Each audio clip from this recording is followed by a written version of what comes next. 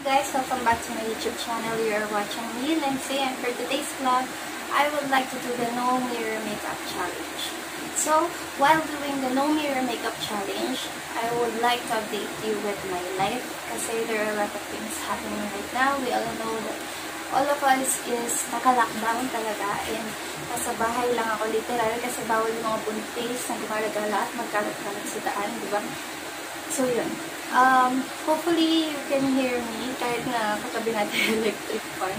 So, what I'm going to do is mag-no mirror makeup challenge ako. Hindi tayo gagamit ng mirror sa makeup na to.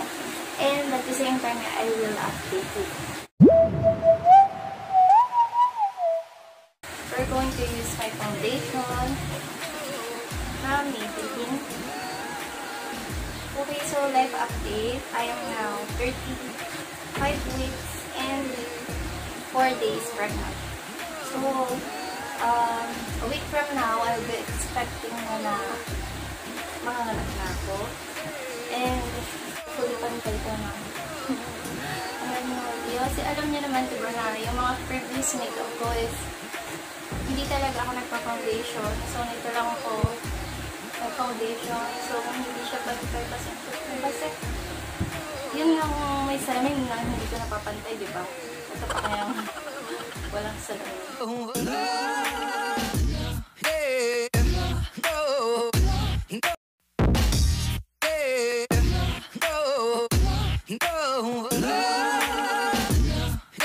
You know, it is so hassle na naka-lockdown yung buong Luzon. I'm part of the Luzon kasi I'm located in Bataan. So, sobrang hassle kasi dapat ng Friday we have an ultrasound and then Monday dapat, ngayong darating Monday dapat meron akong check-up. And meron pa kaming mga hindi nabibiling gamit. Baby, leukemia, more lampings, nabibili kami. Kaso, ang hirap lang naka-lockdown guys. Hindi ka pwedeng lumabas. And yung may quarantine pass na rin kami per home. So, meaning, kung sino lang yung quarantine pass or isang tao lang kasi may quarantine pass, diba? So, siya lang talaga yung makakalabas. Eh, ako hindi naman ako lalabas din dahil sabi nga nila, bawal daw lumabas yung mga PWD. And I'm part of it. Dahil pregnant ako. Dahil mas prone kami sa virus.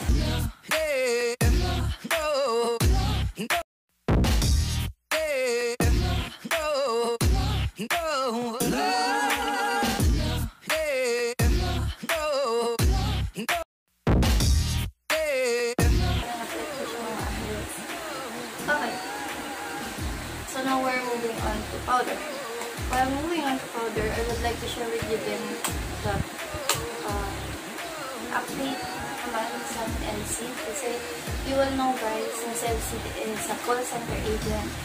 So, nung nagkaroon ng lockdown, hindi naman sila talaga na-stop yung the PPO company kasi it is very important for the Philippines, diba? Sila kasi yung nagpapasok ng dollars or whatever dito sa Pilipinas. So, I think kaya ganun yung work nila na parang kahit na emergency na is nag-work pa rin sila.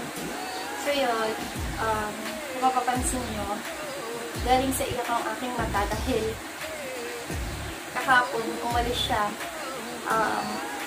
nag-impake na siya, pupunta na siya dun sa may Balanga. Sa Balanga lang naman ko, dahil nga lockdown, kasi kami magkita, napakalapit niya makauwi dito, napakalapit niya makapunta dun. So, yun. Dahil mag-hotel accommodation na lang sila, yung company nila, kasi bawal na yung mga shuttle, yung vans, or whatsoever. So, completely lockdown na talaga itong lugar namin. Yes. So, pwede ka naman gumamit ng private vehicles and all. And wala naman kami nun. So, taste is iyak talaga ako kahapon kasi isang buwan. Nang hindi nakikita. Almost isang buwan. And alam niyo ito, nakabuwanan ko na. So, medyo OA din ako. Pero, okay lang. Okay, nakabubuan ako. So, I think, tapos na tayo sa powder.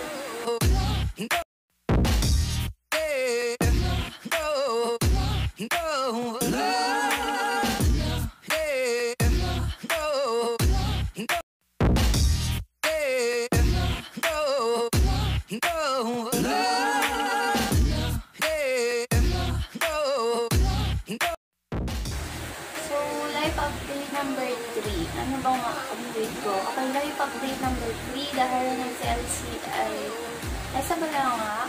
So, iwan ako mag-isa dito.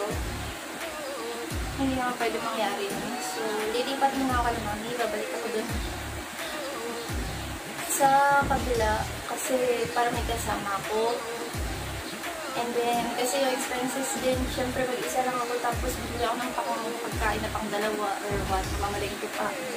So, gastos pa siya. And at the same time, hindi rin safe na mag-isa ko dito kasi una nga, waiting na lang akong mga anak. Tapos, ako naman nakakatakot yung paggabi kasi diba, ang curfew na dito is 5 AM to 8 PM. So, nakakatakot pa rin. Trusted naman na may mga nagbabantay na barangay officials, pero kahit na nakatakot pa rin mag-isa. So, sanay naman ako mag-isa paggabi, pero mahirap pa rin.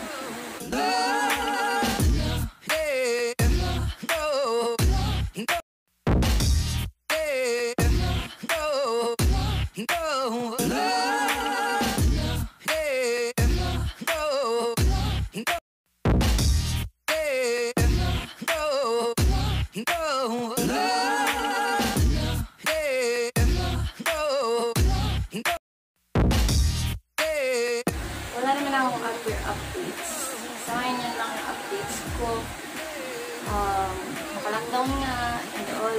Siguro, tutumit ko na lang itong vlog na to para sabihin kayo na please huwag na lang kayong magpasaway. I know na kailangan nyo ng buhay or what para may mapakain sa pamilya nyo. And it's normal.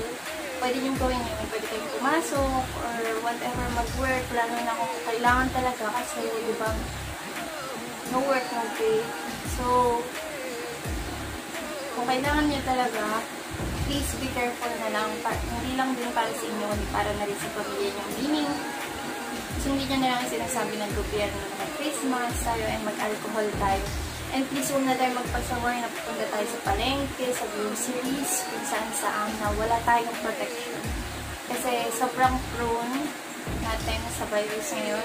Kasi, oo nga, alam natin may mga positive and all. Pero hindi natin alam kung talaga kung positive tayo sa coronavirus or hindi. Kung talagang hindi natin kayang iwanan yung birth natin, maraming taong ganun, selfish na. Ganun. Kasi syempre, diba, hindi mo rin masasabi and hindi mo rin, lalo na kung talagang arawan yung sahod nyo, napakahirap. So, mag-gusto ko ng mga.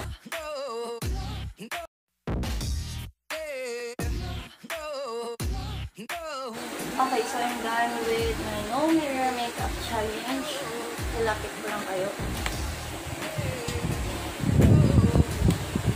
So, ito na yung pagmumukha ko sa no mirror makeup challenge.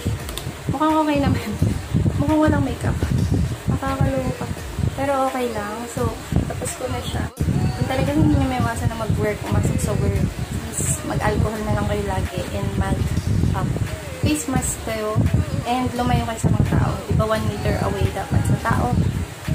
So, yun. Mag-ingat na lang. Diba? Wala tayong masisisi dito na parang bakit ba pumapasok ang bahay doon? Kasi syempre, diba, may hanap buhay yung tao and kailangan niya maghanap buhay para kumain siya. Hindi naman tayo din talaga makakaasa sa gobyerno na agad-agad yung kanilang tulong.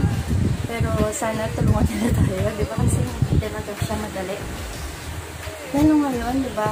Sobrang nakatakot. So, yun lang guys. Hopefully nag-enjoy kayo sa video na to. Don't forget to like this video and give it a thumbs up and mag-subscribe na rin kayo sa vlog. See you again guys and hopefully marami pa tayong vlogs ang pagsamahan and